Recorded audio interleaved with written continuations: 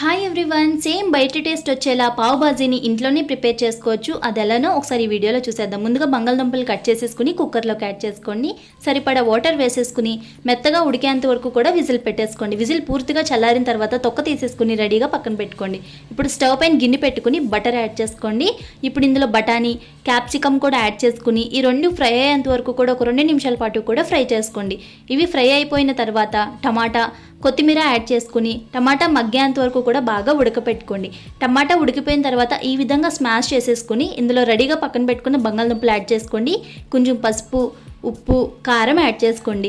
పావు బాజీ మసాలా ఉంటే అది యాడ్ చేసుకోండి. లేకపోతే కనుక జీలకర్ర పౌడర్, ధనియాల పౌడర్ యాడ్ చేసుకుంటే సేమ్ టేస్ట్ వస్తుంది. బాగా సాఫ్ట్ కన్సిస్టెన్సీ వచ్చేంత వరకు బాగా స్మాష్ చేసుకుని రెడీగా పక్కన పెట్టుకోండి. స్టవ్ పైన ఇంకో గిన్నె పెట్టేసుకుని బటర్ యాడ్ చేసుకోండి. ఆ తర్వాత ఉల్లిపాయ, పచ్చిమిర్చి వేసుకుని ఫ్రై చేసుకుని కొంచెం కారం, కొంచెం ఉప్పు వేసుకుని ఇవి కూడా ఫ్రై చేసేసుకుని రెడీగా పక్కన పెట్టుకున్న బంగాళదుంప పేస్ట్ని కూడా ఇందులో యాడ్ చేసుకోండి. యాడ్ చేసుకుని ఒకసారి బాగా కలుపుకుని సరిపడా వాటర్ వేసుకుని ఈ కన్సిస్టెన్సీ వచ్చిన తర్వాత ఒక 5 నిమిషాల పాటు కూడా మూత పెట్టుకుని ఉడకపెట్టుకోండి. ఉడికిన తర్వాత కొంచెం నిమ్మరసం పిండుకుని ఇది రెడీగా స్టవ్ ఆఫ్ చేసుకుని పక్కన పెట్టుకోండి.